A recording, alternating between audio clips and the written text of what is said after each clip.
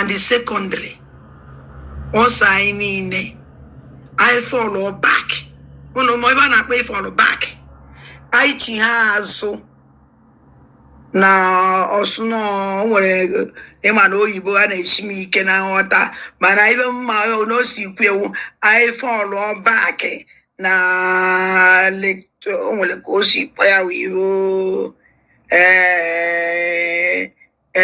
mana ibe okwulu ono si kwe I follow back na Biafran government in exile. Let everybody chihazu na Biafran government in exile. And onyo une chihazu na Biafran government in exile, awulo Biafra ka ọ na-achọ. Onye amazikwa ibe ọ na-achọ. And also all the medias, onye akpalizikwe na Elias. Onye akpalizikwe na Elias. Osi aya akpalizine ndu na-ejele n'alụlụ fọrọ na Washington. Elias and the others. No one go na ya achọghị ichi ha azụ. That is our business.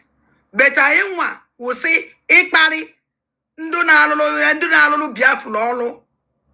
Ọkpọ afọ Elias na ndị ọzọ. From today going on. Mgbe ịma na ọ nke order ka ọ na-enye. Order. Ọ na nwa ayọ biko. Anyị kwụsị ịsụ ya mma n'obi. Ono si kwuye exactly ona ahụ si kwuye ka m na-esi kwuye. Anyị nwa kwụsị ịsụ ya mma n'obi.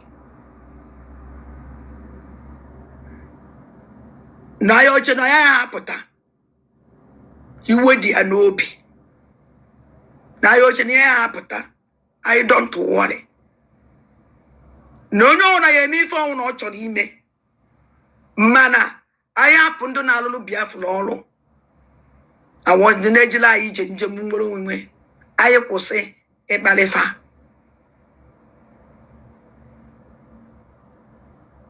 That na this war anyị na-agba adịghị help anything. Instead, ọ na-destroy.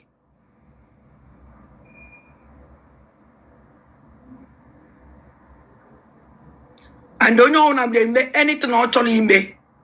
Ono si ya mana ya IG ndị na-alụlụ ya ọlụ ndị na-alụlụ Biafra ọlụ otu aka o si bụ IG ndị na-alụlụ Biafra ọlụ sọrọ ya.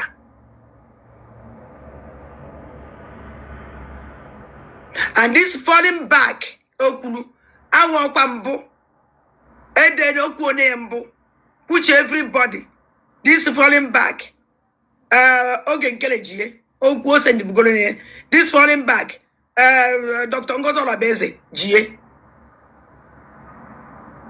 So so your bezi quote to me.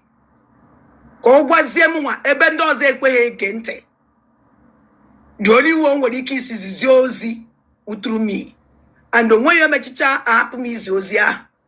Ezigo m ife ọsọ m zie. Ndị si na IAO, ndị si na IPO, amado onozi asize, amado onwe onye maka o siri bịa anakọ ebrube pụọ ejegharị.